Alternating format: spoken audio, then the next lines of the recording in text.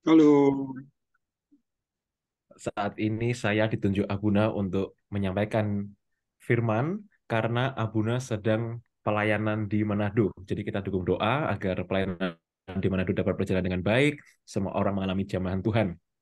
Dan hari ini saya akan berbicara mengenai suatu peristiwa yang menarik dari ketika bangsa Israel berjalan keluar dari tanah Mesir dan dalam perjalanan menuju tanah perjanjian. Latar belakang peristiwa ini adalah bangsa Israel itu kan bangsa yang suka bersungut-sungut ya Bapak Ibu. Ketika mereka keluar dari Mesir, mereka di padang gurun, lalu eh, ketemu dengan mata air, tapi mata airnya pahit. Lalu mereka bersungut-sungut. Akhirnya Tuhan beri, akhirnya Tuhan mengubah air itu menjadi manis sehingga air itu bisa diminum. Lalu mereka melanjutkan perjalanan mereka. Lalu mereka kelaparan, ya. Tuhan beri mana untuk mereka makan. Lalu mereka bilang bosen makan mana terus ya. Kita di Mesir dulu hidupnya enak, kita makan daging, makan ikan, kok sekarang hidup kita seperti ini gitu ya. Akhirnya Tuhan kasih burung puyuh. Terus nanti bersungut-sungut, bersungut-sungut, bersungut-sungut, sehingga kalau kita lihat di kitab Keluaran itu ya, dan bilangan ada banyak sekali catatan peristiwa bahwa Tuhan marah dan Tuhan memberi tulah kepada bangsa Israel karena mereka itu bangsa yang tidak tahu bersyukur, bangsa yang bersungut-sungut.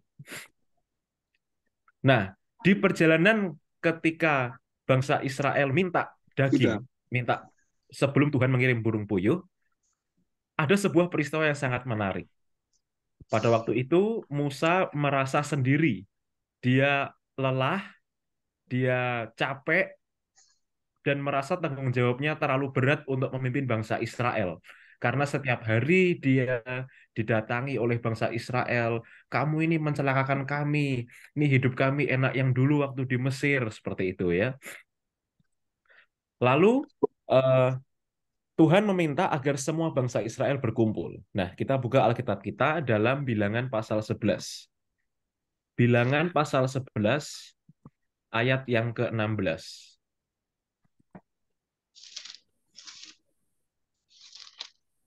Bilangan pasal 11 ayat 16 yang sudah ketemu katakan amin. Amin. Oke, mari kita baca ya. Lalu berfirmanlah Tuhan kepada Musa, kumpulkanlah di hadapanku dari antara para tua-tua Israel 70 orang yang kau ketahui menjadi tua-tua bangsa dan pengatur pasukannya, kemudian bawalah mereka ke kemah pertemuan, supaya mereka berdiri di sana bersama-sama dengan engkau. Jadi pada waktu itu Bapak Ibu, bait Allah belum ada. Bangsa Israel sedang on the way ke tanah perjanjian. Jadi setiap ritual-ritual keagamaan mempersembahkan korban, korban penebusan dosa, korban persembahan, persepuluhan, korban syukur, korban buah sulung, semuanya itu dilakukan di kemah pertemuan. Jadi bayangkan waktu itu ada kurang lebih 600.000 bangsa Israel yang keluar dari Mesir. Katakanlah misal satu Ya, kemah isinya 3 orang, bapak, ibu, sama anaknya satu misalnya ya. Berarti 600.000 dibagi 3, total ada 200.000 kemah. Ya, ini hanya untuk gambaran kita saja. Lalu di tengah-tengah perkumpulan kemah orang Israel pada waktu itu ada yang namanya kemah pertemuan. Kemah di mana kita berdoa, melakukan ritual-ritual keagamaan dan hanya imam yang boleh masuk ke kemah itu ya. Lalu karena bangsa Israel bersungut-sungut, Musa merasa tertekan, Musa merasa kok aku sendiri memimpin bangsa yang begitu besar ini 600.000 orang jalan kaki keluar dari Mesir menuju tanah perjanjian. Dia merasa tanggung jawabnya terlalu berat. Lalu Tuhan bicara seperti ini, kumpulkanlah di hadapanku tua-tua Israel, berapa jumlahnya? 70 orang untuk bertemu di kemah pertemuan. Ketika Tuhan memanggil orang ke kemah pertemuan, artinya Tuhan ingin bicara sesuatu. Nah, kita lihat lanjut di ayat yang ke-24. Kita lompat di pasal 11 sama ayat yang ke-24. Judul perikopnya ke-70 orang tua-tua. Ayat 24. Setelah Musa datang keluar, disampaikannya firman Tuhan itu kepada bangsa itu. Ia mengumpulkan 70 orang dari para tua-tua bangsa itu dan menyuruh mereka berdiri di sekeliling kemah. Lalu kita lanjutkan di ayat 25. Lalu turunlah Tuhan dalam awan dan berbicara kepada Musa, kemudian diambilnya sebagian dari roh yang hinggap padanya dan ditaruhnya atas ke-70 tua-tua itu. Ketika roh itu hinggap pada mereka, kepenuhanlah mereka seperti nabi, tetapi sesudah itu tidak ada lagi. Wah, ini menarik Bapak Ibu ya. Ketika tua-tua orang-orang pilihan bangsa Israel berkumpul, mereka membentuk suatu lingkaran mengelilingi kemah pertemuan, mengelilingi kemah di mana Ruach Elohim, roh Tuhan itu sering hadir, sering menampakkan diri dalam bentuk tiang awan, tiang api menuntun bangsa Israel. Ketika roh Tuhan itu turun di tengah-tengah mereka, apa yang terjadi? Diambilnya, ayat 25 tadi ya, diambilnya, maka Elohim mengambil sebagian dari roh yang hinggap padanya. Padanya ini adalah kepada Musa. Jadi ketika Elohim memanggil Musa untuk memimpin bangsa Israel keluar dari tanah Mesir, Elohim mencurahkan rohnya. Sehingga dia tidak lagi menjadi manusia biasa, tapi menjadi seorang manusia yang penuh hikmat, manusia yang penuh wibawa, manusia yang bisa mengadakan mujizat-mujizat, sesuatu yang supernatural, perkara-perkara besar. Ya.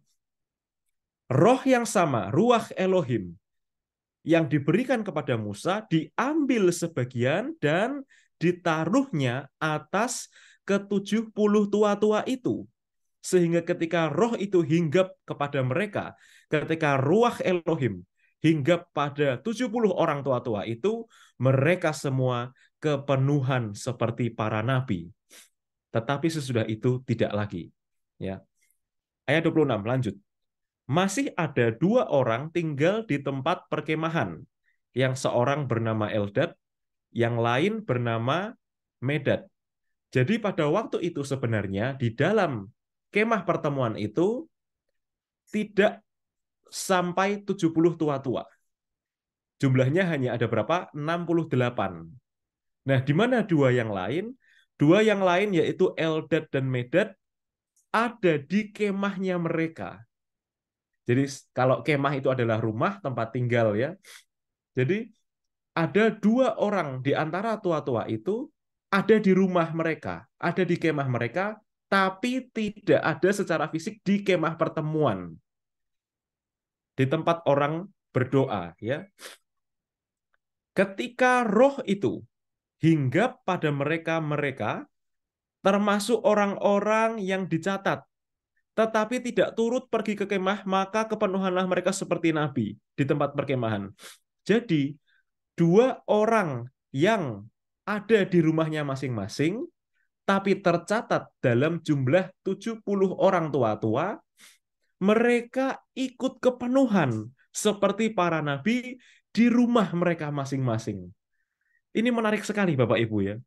Ketika Ruach Elohim, roh Tuhan itu datang dan menjamah setiap orang, roh itu tidak hanya menjamah orang-orang yang ada di gereja, tapi roh itu bahkan juga menjamah keluar dari gedung gereja, menjamah orang-orang yang secara koneksi, secara spiritual terikat dengan kita. Apakah itu keluarga, apakah itu teman, apakah itu anak, menantu kita, cucu kita di luar sana. Orang-orang yang secara spirit terikat dengan kita juga ikut merasakan peristiwa supernatural. Nah, kalau kita lihat ya, di ayat 26 ini, kita bisa mengerti satu hal Bapak Ibu, yaitu kuasa Tuhan tidak dibatasi oleh ruang dan waktu. Ruangan di kemah pertemuan itu ruangan yang kecil Bapak Ibu.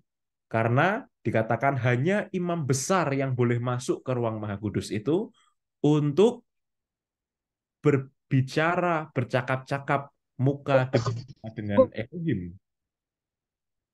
Tapi ketika Elohim sendiri ingin menjamah umatnya, maka tidak hanya imam besar yang mengalami jamahan, tapi seluruh bangsa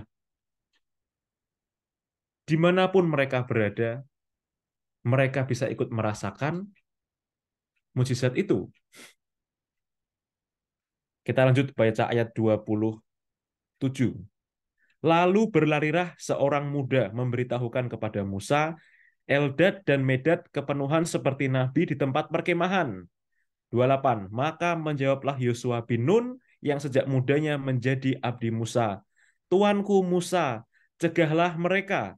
29. Tetapi Musa berkata kepadanya, apakah engkau begitu giat mendukung diriku? Ah, kalau seluruh umat Tuhan menjadi nabi, oleh karena Tuhan memberi rohnya hingga kepada mereka. Ayat 30. Kemudian kembalilah Musa ke tempat perkemahan, dia dan para tua-tua Israel. Poin yang pertama yang kita pelajari dari kisah ini, Bapak Ibu, bahwa kuasa Tuhan tidak dibatasi oleh ruang dan waktu. Kuasa Tuhan bisa menjamah siapapun juga. Ketika kita berdoa untuk orang sakit, kita yang berada misal di kota Semarang, lalu orang sakit berada di Jakarta, ketika kita berdoa bahkan lewat telepon, kuasa Tuhan dapat bekerja, Bapak Ibu. Ketika kita berdoa lewat video call untuk orang-orang di luar sana yang sedang membutuhkan kekuatan, kuasa Tuhan dapat bekerja dan dapat mengalir. Tidak dibatasi oleh ruang dan tidak dibatasi oleh waktu, itu maksudnya ketika kita berdoa mengenai masa lalu yang belum beres, sesuatu yang terjadi di masa lalu, ada kepahitan, ada luka, itu semua dapat Tuhan selesaikan. Ketika kita berdoa untuk masa depan siapa yang tahu, Bapak Ibu? Tidak ada yang tahu. Seperti halnya terjadi, kalau kita lihat di berita-berita ini ya, tanah perjanjian yang sedang perang, siapa yang tahu ini akan terjadi? Siapa yang tahu bahwa sekarang peziarah-peziarah dari seluruh dunia tidak bisa lagi datang berziarah ke tanah suci? Itu yang namanya hidup adalah kesempatan seperti itu, Bapak Ibu. Ada orang-orang yang sudah menabung untuk pergi ke tanah perjanjian, tabungannya sudah terkumpul, sudah cukup, tapi waktunya nggak ketemu-ketemu. Tapi ada yang punya waktu, tabungannya belum cukup. Ada yang pengen pengen ke tanah perjanjian, tapi selalu nanti, selalu menunda ya, selalu menunda. Sehingga akhirnya pintu tanah perjanjian ditutup untuk berdoa, ditutup untuk peziarah. Sampai kapan? Sampai waktu yang belum ditentukan. Itu yang namanya kesempatan dari Tuhan, Bapak Ibu. Karena yang namanya momentum, yang namanya kesempatan dan anugerah itu tidak bisa ditentukan oleh manusia. Siapa yang tahu? Lalu, poin yang kedua kita belajar dari peristiwa ini, bahwa semua orang bisa dipakai oleh Tuhan. Ketika Musa merasa sendiri, ketika Musa merasa dia ini tidak layak, sebelum dia dilantik untuk memimpin bangsa Israel keluar dari Mesir, tapi Tuhan yang memampukan. Bahkan Tuhan yang mengurapi juga kakaknya Musa, Harun, untuk menemani Musa berbicara. Bahkan Tuhan mengirimkan 70 orang tua-tua dan mengurapi mereka untuk menjadi wakil-wakil Musa, untuk membantu Musa dalam memimpin bangsa yang begitu besar ini. Lewat peristiwa ini kita belajar, Bapak Ibu, bahwa semua orang bisa dipakai oleh Tuhan. Tidak memandang latar pendidikan seseorang. Mau orang itu lulusan SD, mau lulusan SMP, bahkan yang lulusan S2, S3 sekalipun bisa dipakai oleh Tuhan. Kalau Tuhan mau pakai seseorang, tidak melihat latar belakang ekonominya, Bapak Ibu. Apakah dia dari keluarga kaya raya, atau dia dari keluarga yang sederhana. Kalau Tuhan mau pakai, kalau Tuhan mau urapi, Tuhan akan pakai. Kuasa Tuhan tidak menentukan warna kulit seseorang, Bapak Ibu. Jenis rambut, tidak. Karena di mata Tuhan semua orang adalah sama. Tidak ada yang spesial, tidak ada yang tidak dianggap. Semuanya adalah sama. Jadi hati-hati kalau kita manusia ya, suka memandang-mandang orang. Ini ya, memandang sebelah mata. Saya mengalami itu Bapak Ibu ya. Dulu di saat kehidupan kami ini, Papa masih membangun gereja ya, Abuna masih membangun gereja. Orang itu suka memandang-mandang kami. Jemaatmu piro? Tanya kayak gitu ya Bapak Ibu. Ya, puji Tuhan kalau dikumpulkan 12 orang. Puji Tuhan kalau lengkap 20 orang. Kami jawab dengan rendah hati. Dan orang yang berkata seperti itu dengan sombongnya, oh kalau di tempat kami jemaatnya 500 ya, 1000. Bahkan sampai dengan sekarang masih ada hamba Tuhan yang sering bertanya, jemaatmu piro? Hanya untuk apa? Hanya untuk kesombongan dirinya. Ini loh jemaatku banyak gitu ya. Hati-hati dengan orang-orang seperti ini. Orang yang suka memandang rendah orang lain akan direndahkan oleh Tuhan. Karena firman Tuhan jelas, siapa ingin ditinggikan, maka dia harus menjadi pelayan. Tuhan paling tidak suka loh, Bapak Ibu, kalau kita memandang-mandang orang sebelah mata. Karena kita semua ini sama. Tidak lantas karena kita ini secara sosial lebih tinggi, maka kita akan masuk surga lewat jalur VIP. Enggak, Bapak Ibu. Kuasa Tuhan tidak ditentukan oleh banyak atau sedikitnya dosa. Nah, hal-hal ini biasanya banyak terjadi di gereja. Kita yang rajin ke gereja, kita juga tanpa sadar, kita memandang rendah orang yang tidak rajin ke gereja. Kita memandang rendah orang-orang yang berdosa. Tuhan tidak mau seperti ini, Bapak Ibu. Karena kalau Tuhan itu mau mengubah hati orang, membuat orang bisa bertobat, lalu hidupnya berubah total, dan hidupnya bisa Tuhan angkat, maka kita akan gigit jari loh lihat seperti itu. Betul. Kami ini betul-betul mengalami yang namanya direndahkan orang sudah banyak sekali. Tapi setiap kali orang menghina, setiap kali orang merendahkan, kami diam saja. Kami anggap ini adalah proses yang membentuk karakter kami. Sehingga akhirnya janji Tuhan itu kami alami, Bapak Ibu. Janji Tuhan itu ya dan amin. Bahwa orang benar yang dengan tekun dan setia mencari Tuhan tidak akan dibiarkan apa? Meminta-minta. Hati-hati. Pelayan-pelayan Tuhan di gereja suka sekali memandang orang ya. Baru-baru ini saya berdiskusi dengan seorang teman, dia beragama Katolik, lalu pacarnya beragama Kristen ya. Lalu si teman saya ini dihakimi oleh teman-teman Kristennya, dikatakan seperti ini Bapak Ibu. Wah, sayang ya masih Katolik ya. Sayang ya nggak bisa selamat ya. Waduh, sayang ya hidupnya kok masih kayak gini ya. Nah, akhirnya omongan-omongan seperti ini terdengar oleh teman saya jadi sakit hati, dia jadi tidak mau ke gereja. Bapak Ibu, tanpa sadar bahwa orang-orang di dalam gereja ini sangat suka menghakimi. Loh, emang kenapa kalau Katolik? Emang orang Katolik nggak masuk surga? Loh, salah Bapak Ibu. Justru Tuhan berkata, surga ini adalah milik semua orang yang percaya kepada Yesus. Mau dia Katolik, mau dia Kristen, mau dia Ortodoks. Tapi kalau dia sungguh-sungguh mencari Tuhan di dalam hatinya. Mungkin dari luar sepertinya, wah ini orang ini nggak benar ini ya. Tapi kalau dari dalam dia sungguh-sungguh mencari Tuhan, hati-hati Bapak Ibu. Bisa-bisa kita yang kena marah dari Tuhan loh. Semua orang bisa mengalami kepenuhan, semua orang bisa diurapi, semua orang bisa menerima yang namanya karunia nubuat menjadi seperti nabi-nabi. Poin yang ketiga kita akan bicara soal impartasi pertemuan. Kita buka kitab kita dalam 1 Samuel. 1 Samuel pasal yang ke-10.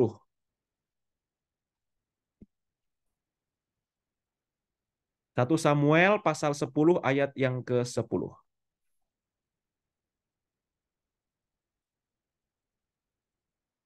Latar belakang cerita yang akan kita baca ini adalah Saul dilantik menjadi raja, Bapak Ibu.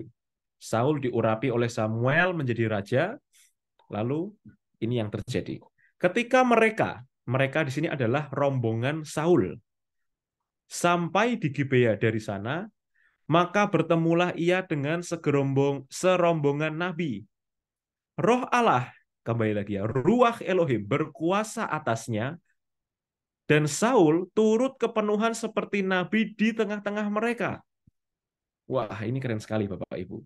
Ketika Saul yang pada waktu itu bukan siapa-siapa, lalu dipilih oleh Elohim menjadi raja, diurapi oleh Samuel, lalu dia bertemu dengan serombongan nabi-nabi. Ketika dia menjadi satu dengan serombongan nabi-nabi ini, berdekatan dengan rombongan nabi-nabi ini, ruah Elohim berkuasa atasnya. Dia kepenuhan seperti para nabi, menjadi satu dengan nabi-nabi ini ya.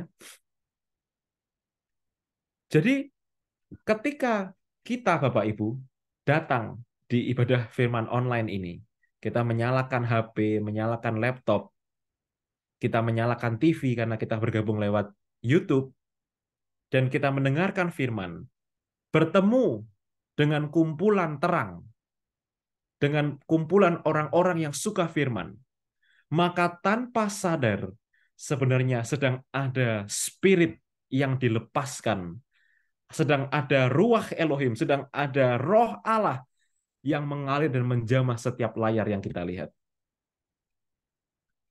Jadi hati-hati dengan siapa kita berkumpul. Hati-hati dengan siapa yang kita temui. Ketika Saul menemui rombongan para nabi, dia ikut kepenuhan seperti para nabi. Nah, bayangkan kalau Saul setelah dia diurapi, bertemu dengan kumpulan-kumpulan pencemooh yang pada waktu itu biasanya di depan gerbang ya. Kongko-kongko, omong-omong kosong, mimpi ngalor ngidul ya. Dia akan menjadi seperti itu. Apa yang terjadi kalau Saul bertemu dengan kumpulan pezina? Dia akan menjadi seperti itu ya, seperti Rahab di pintu gerbang. Dia menjadi seperti itu. Hati-hati Bapak Ibu, karena kepada siapa kita bertemu, kepada siapa kita bercakap-cakap, kepada siapa kita, kumpulan mana kita berkumpul, itu menentukan tujuan dan arah hidup kita. Saya suka sekali suatu quote yang berkata seperti ini, Bapak Ibu. Beri tahu aku 10 orang temanmu, maka akan kuberitahu masa depanmu. Wah, betul itu Bapak Ibu. Kepada siapa kita bergaul, kepada siapa kita berinteraksi, itu menentukan arah hidup kita. Karena ada yang namanya transfer of spirit. Samanya dengan kita di sini, di firman online. Kita rela membeli kuota agar kita bisa terkoneksi meskipun kita berjauh-jauhan kota. Tapi ada spirit yang mengalir. Di poin yang pertama tadi kita belajar bahwa kuasa Tuhan tidak dibatasi oleh ruang dan waktu. Saya di Semarang, Bapak Ibu ada yang di Surabaya, ada yang di Jakarta, ada yang di Kudus. Kuasa Tuhan bisa mengalir ke kota-kota, tempat-tempat, ke rumah-rumah di mana Bapak Ibu tinggal dan berada saat ini. Ketika kita bergaul dengan hamba-hamba Tuhan, maka kita sedang menerima transfer of spirit terang, menerima urapan, menerima kuasa. Ketika kita berkumpul dengan orang-orang yang kesukaannya ialah Taurat Tuhan, kesukaannya ialah firman, dan yang merenungkan Taurat itu siang dan malam, Alkitab berkata, ia menjadi seperti pohon yang ditanam di tepi aliran air, pohon yang sangat subur yang berbuah. Karena firman itu pelita, Bapak Ibu. Semakin kita membaca firman, semakin kita ini akan diterangi. Cara hidup kita berbeda dengan cara hidup orang-orang di luar sana yang tidak mengenal firman. Karena kita punya pegangan, kita punya pedoman kehidupan, bagaimana harus bertindak, bagaimana harus berdoa, bagaimana harus beriman, bagaimana harus percaya di saat kenyataan berbeda dengan pengharapan kita. Kita lihat ayat yang ke-11. Dan semua orang yang mengenalnya dari dahulu melihat dengan heran bahwa ia bernubuat bersama-sama dengan nabi-nabi itu. Lalu berkatalah orang banyak yang satu kepada yang lain, apakah gerangan yang terjadi dengan anak Kish itu? Apa Saul juga termasuk golongan nabi? Lihat ini, orang-orang nyinyir mulai membicarakan, Bapak Ibu. Ada orang-orang yang nyinyir, orang-orang yang tidak suka ya. Dikatakan di sana, semua orang yang mengenalnya dari dulu, Artinya orang-orang yang tahu Saul dari masa mudanya, dari masa kecilnya, orang-orang yang tahu Saul, tahu kejelekan-kejelekannya, tahu keburukan-keburukannya, tahu kelemahannya, tahu dosa-dosanya Saul, lalu mereka melihat dengan heran. Mereka ngerasani Saul. Apa yang terjadi dengan anak Kis itu? Kis itu ayahnya Saul ya. Apa yang terjadi dengan Saul itu? Aneh. Apa dia itu nabi ya? Kok dia menjadi seperti itu? Nah, Bapak Ibu, selalu ada orang-orang yang datang untuk nyinyir, orang-orang yang tidak suka ketika kita ini dekat dengan Tuhan. Selalu ada orang-orang yang akan menghakimi, yang akan ngomong seenaknya. Ketika kita ini semakin mengasihi Tuhan, semakin all out dalam pelayanan, semakin memberikan yang terbaik untuk pekerjaan-pekerjaan Tuhan. Ada banyak sekali orang-orang yang seperti itu. Dan pada akhirnya orang-orang yang seperti ini tidak mendapatkan apa-apa. Orang-orang ini adalah tipe-tipe orang Kristen penonton, Bapak Ibu. Artinya mereka hanya melihat, mereka hanya menonton, mereka membicarakan, itu kenapa ya, itu kenapa ya kok dijamah seperti itu ya, itu kenapa ya kok nangis-nangis seperti itu ya, kok dia kok sekarang gitu kan, dulu kan kayak gitu, kan orang ini kan dulu kayak gini. Akhirnya orang-orang Kristen penonton ini tidak mendapat apa-apa. Dia hanya menjadi penonton, dia hanya nyinyir, dan seumur hidupnya dipenuhi oleh kepahitan, oleh kenyinyiran. Sedangkan orang-orang yang dengan tekun setia mencari Tuhan, bergabung dalam kumpulan hamba-hamba Tuhan, kumpulan orang-orang di gereja, akhirnya dia mendapatkan kuasa supernatural, mendapatkan mujizat, hidupnya dipenuhi oleh anugerah Tuhan. Satu ayat terakhir sebelum kita selesai, Bapak Ibu. 1 Korintus pasal 14 ayat 31. 1 Korintus pasal 14 ayat 31. Sebab kamu semua boleh bernubuat seorang demi seorang, sehingga kamu semua dapat belajar dan beroleh kekuatan. Ayat 32, karunia nabi, takluk kepada nabi-nabi. 33, sebab Allah tidak menghendaki kekacauan, tetapi damai sejahtera. Ada yang namanya karunia nubuat, Bapak Ibu.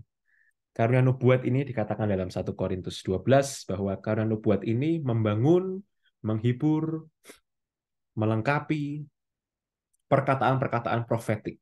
Jadi kita meng-create sesuatu yang sebenarnya belum terjadi. Misalnya ada seorang yang ingin punya anak, ya pasangan yang sudah lama menikah tapi belum punya anak. Lalu ketika kita berdoa untuk pasangan itu, kita perkatakan ada kesuburan, kita perkatakan ada pembuahan. Nah, pada waktu itu sudah terjadi belum? Belum. Tapi kita meng-create, kita mengkatakan sesuatu supaya terjadi di alam roh, dan ketika sudah terjadi di alam roh, maka itu akan terjadi di alam natural, akan terjadi di dunia. Ketika ada seseorang yang sakit, kita tumpangkan tangan kita perkatakan perkataan profetik, aku perkatakan kesembuhan. Ya. Pada saat itu sudah sembuh belum? Belum. Tapi perkataan profetik itu karena buat kita mengucapkan doa mujizat supaya terjadi. Dan akhirnya apa yang kita katakan itu terjadi. Maka hati-hati dengan perkataan kita, Bapak Ibu ya. Jangan lagi berkata wasem gitu ya. Sialan. Jangan lagi berkata-kata seperti itu, tapi kita berkata puji Tuhan. Kita berkata Tuhan baik karena kuasa perkataan itu sungguh betul-betul ada, Bapak Ibu. Dan suasana hati kita akan berubah kalau kita terus mengatakan perkataan-perkataan yang positif setiap harinya. Jadi, dari kitab bilangan ini kita belajar Bapak Ibu yang pertama, kuasa Tuhan tidak dibatasi oleh ruang dan waktu. Kuasa Tuhan dapat menjamah meskipun kita berada di luar ruangan, di kota yang berbeda, di waktu yang berbeda bahkan ya. kuasa Tuhan bisa mengalir. Yang kedua, semua orang bisa dipakai oleh Tuhan. Tidak memandang siapa dia, seperti apa masa lalunya, seperti apa karakternya, tapi kalau dia mau merendahkan diri di hadapan Tuhan, maka Tuhan sanggup pakai. Yang ketiga yang paling penting ini adalah impartasi pertemuan. Mari kita lebih rajin lagi, lebih giat lagi untuk bertemu dengan orang-orang dengan spirit yang sama, Bapak Ibu. Supaya ada yang namanya transfer of spirit, supaya lilin-lilin ketika bersatu, apa yang terjadi? Maka ada terang besar. Sebentar lagi adalah momen Natal, Bapak Ibu ya. Tradisi kita merayakan Natal dengan menyalakan lilin. Ingat, ketika kita kecil kita pegang lilin itu ya, lampu dimatikan, gelap gulita, lalu api dinyalakan satu dengan yang lain, sehingga yang gelap itu menjadi terang benderang. Seperti itulah yang Tuhan mau di hidup kita. Bumi ini penuh kegelapan, Bapak Ibu. Di mana-mana kita pergi, di mana-mana kita bekerja, di mana-mana kita sekolah, selalu ada yang namanya kegelapan. Tapi panggilan anak-anak Tuhan adalah untuk menjadi terang. Dan anak Tuhan ketemu anak Tuhan, berkumpul, berdoa, membaca firman, maka akan ada terang besar di tengah-tengah kegelapan. Demikian firman Tuhan malam hari ini. Mari kita berdoa. Aba Elohim Basyamayim, Allah Bapa yang ada di surga, hamba berdoa untuk setiap anak-anak-Mu yang mengikuti firman online ini. Baik mereka yang ada di Zoom maupun mereka yang ada di YouTube. Kami percaya bahwa kuasa-Mu tidak dibatasi oleh ruang dan waktu. Jamah anak-anak-Mu, ya Tuhan, setiap pergumulan mereka Engkau yang menjawab. Setiap masalah dalam hidup mereka Engkau sediakan solusi dan jalan keluar. Tuntun anak-anak-Mu bagaimana mereka harus hidup dalam terang. Meskipun itu harus melawan arus. Meskipun itu mereka harus kehilangan teman-teman sebelumnya. Tapi kalau mereka melawan arus untuk tetap berada di jalan yang benar, kuatkan mereka. Mereka yang sedang sakit membutuhkan kesembuhan, alirkan kuasa-Mu saat ini ya Tuhan. Alirkan kuasa-Mu. Kuasa kesembuhan-Mu kami terima di dalam nama Yesus. Dan kami percaya untuk setiap mereka yang berduka, setiap mereka yang sedang bersedih, setiap mereka yang hatinya terluka, Engkau yang menyembuhkan. Engkau Allah yang membebat setiap luka dan memberikan hal-hal yang baik untuk mereka yang dengan tekun dan setia mencari Engkau ya Bapa. Berkati setiap anak-anak-Mu, keluarga mereka, dimanapun mereka berada. Masa depan yang cerah, masa depan yang baik ada untuk setiap anak-anak-Mu yang percaya. Dan biarlah setiap jemaat-Mu, dimanapun mereka berada, mengalami everyday with miracles. Ada mujizat, ada berkat, ada anugerah yang selalu baru setiap pagi. Dan biarlah mereka menjadi terang dimanapun mereka berada, sehingga lewat kehidupan anak-anak-Mu ini, nama Tuhan dipermuliakan. Mari jemaat, bukalah kedua tangan-Mu dan terimalah berkat Tuhan. Berkat dari Aba Elohim, kasih sayang dari Tuhan Yeshua HaMashiach, dan kuat kuasa penyertaan Ruach HaKodesh, Roh yang Kudus, menyertai-Mu mulai hari ini sampai selama-lamanya. Yang menerima berkat Tuhan berkata, amin.